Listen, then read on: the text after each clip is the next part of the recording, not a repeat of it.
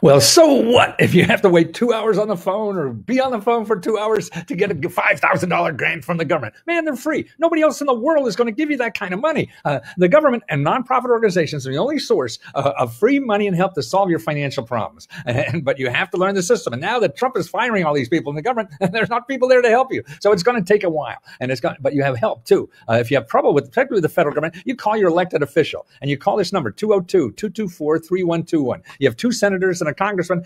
Complain there. But man, you got to wait. And that's what it is, because it's not an easy system and you can't find it in Google. Don't go to Google. That's why we have letsgohelp.com, where we have one-on-one help to apply to every government program you're eligible for. And if you don't have $20 there, download this report, letsgo500.com. That's 500 organizations or nonprofit organizations in your state. These are grants, 500 grants in your state. You're never going to find this anywhere else. They're giving out more money this year than ever before, no matter what Trump does. It's baked in the system.